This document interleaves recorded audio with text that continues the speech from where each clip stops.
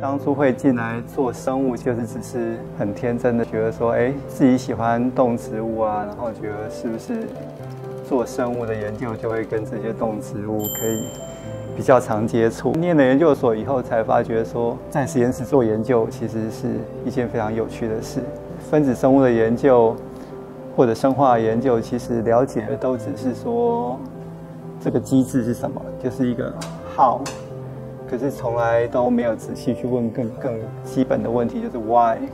演化学其实是生物的最基本的东西，为什么这个生物会变这个样子？所以开始做起演化生物学的研究。例如说，我们现在已经知道说，很多基因的突变可能跟癌症有关，最有名的就是一些乳癌的产生。可是实际上，这样的一个突变的基因，并不代表说这个人一定会得到癌症。那这个东西其实就牵涉到那个表现型的稳定性，就是说你今天有突变的时候，它不一定会立刻产生癌症这个表现型。那这中间其实是有另外一层的机制在调控这个基因它方面的作用。好奇心是最重要的，不管你觉得自己的知识怎么样，你要是有足够的好奇心，你就是一个适合做研究的人。我是觉得年轻人最重要的事情是要扩展自己的视野。我觉得当你还没准备好，或者还没有确定自己感兴趣是什么的时候，你就是要多学一点。那这个东西其实就是当初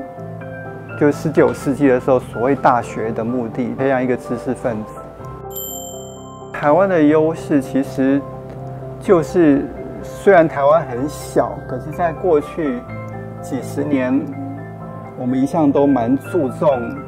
各个不同的学门，尤其是一些基础学门。我们已经建立了一个虽然小，可是还蛮精美的一个系统。如果你从国外回来的时候，你会有点讶异，说我们可以包含的领域竟然是这么广，所以你其实有很多无限开发的可能。我觉得在长期目标跟短期目标这两个东西上需要取得一个平衡。像基础研究，其实你在短期之内很可能看不到说它怎么样可以变成可以用来疗别人啊，或者甚至可以做出一个产品啊。可是这个东西其实它就长期而言，它可能影响是更深远的。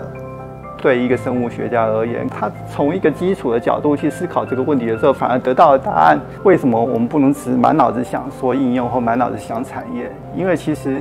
只要你问的问题是一个重要的问题或有趣的问题，可能得到的答案往往都是可以被应用在其他方面，或者甚至对人类整个社会有重大影响的。